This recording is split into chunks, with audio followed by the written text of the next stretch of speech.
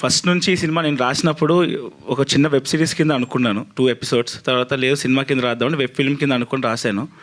మౌలి నమ్మాడు first. Mouli theatre చేద్దామన్నాడు. తర్వాత నితిన్ అన్న, సాయన్న, ఆదిత్య వీళ్ళు ముగ్గురు నమ్మారు. ఈ ఫస్ట్ నుంచి మేము ఈ మొత్తం 1 year జర్నీలో మేము మధ్య మధ్యలో భయపడ్డాము, ఎలాగవుతుంది, ఎలా రిసీవ్ చేసుకుంటారు అన్నీ ఉండే.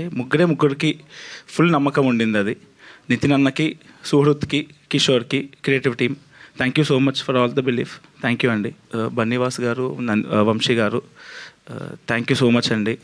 Thank you so much. మీరు మీ స్ట్రాటజీ చాలా వర్కౌట్ అయింది, మమ్మల్ని చాలా పుష్ చేశారు.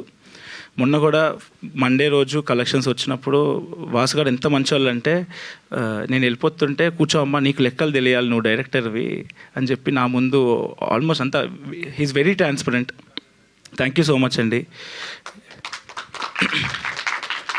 మీరు మమ్మల్ని ఎంత పుష్ చేస్తున్నా అంటే, నేను 4 days 5 days నుంచి నిద్ర లేక సార్ ఇంకా అయితలేదు సార్ నాకంటే, నువ్వు 2 వారాలు నిద్రపోవద్దు మాడతాను, నువ్వు తిండి మాని నిద్ర మాని, గీత గోవిందంకి మేము ఎంత కష్టపడ్డాం, నువ్వేం చేస్తున్నావు ఇక్కడ నిద్రపడతావా అని చెప్పి. Sir thank you so much sir, you're very passionate. నేను మౌలి అనుకున్నాం ఆ రోజు, అరే ఏంటి మనం ఏంటి ఇలాగున్నామో, సార్ ఏమో 2 weeks అంటున్నారంటే చాలా.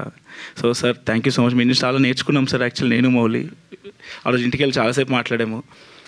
అండ్ వంశీ గారు, పొద్దున్న వంశీ గారి నుంచి కాల్ వస్తుంది నాకు మౌలికి, ఈరోజు ఏంటి, ఏం చేస్తున్నాం, ఎన్ని వీడియోస్ దింపుతున్నాం మనకి ఏం ప్రోమోస్ కావాలి. He was so passionate, he was so అంటే ఎట్లా అంటే ఎలా ప్రమోట్ చేద్దాం, ఏం చేద్దాం, మనము అన్ని ప్లాన్స్ అంతా సార్వే. Thank you so much sir.